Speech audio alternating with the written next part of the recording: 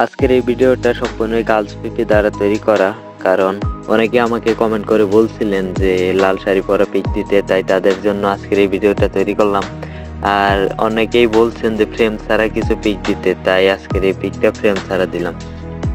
তো ঈদ স্পেশাল মানে এই পিকগুলো যদি কারো ভালো লেগে থাকে আর যদি পছন্দ হয়ে থাকে, তো পরবর্তী কি ধরনের পিক চান সেই ধরনের কমেন্টটা করবেন, অবশ্যই আমি সেই ধরনের পিক দেওয়ার চেষ্টা করব। আর আজকের এই পিকগুলো সম্পূর্ণ ঈদ স্পেশাল পিক, আপনারা এই ঈদের সময়গুলোতে প্রোফাইল পিক হিসাবে ইউজ করতে পারবেন, কারণ দেখতে অনেক বিউটিফুল পিকগুলো। আর যারা ফ্রেম পছন্দ করেন না, মানে ফ্রেমে লাগানো পিকগুলো পছন্দ করেন না, তাদের জন্য এই আজকের এই ভিডিওটা।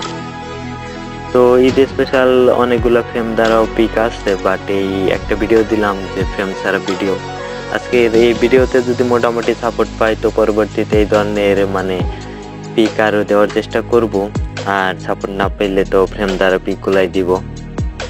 আর আজকের এই ভিডিওতে শুধু আছে গার্লস পিপি। যদি এরকম মানে পাঞ্জাবি পরা যদি বয় পিপিগুলাও নিতে চান, তো আমাকে কমেন্ট করে জানাতে পারেন। তো ছেলেদের পাঞ্জাবি পরা পিপিগুলো আমি অবশ্যই দেওয়ার চেষ্টা করব।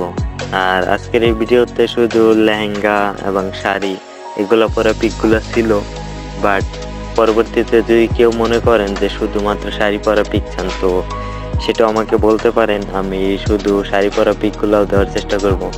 আর পিপিগুলো কালেক্ট করে রাখছি, বাট শুধু ভিডিওটা বানাতে পারছি না। মানে যে ধরনের ভিডিও চাই সে ধরনের ভিডিও বানাতে একটু সময় লাগে।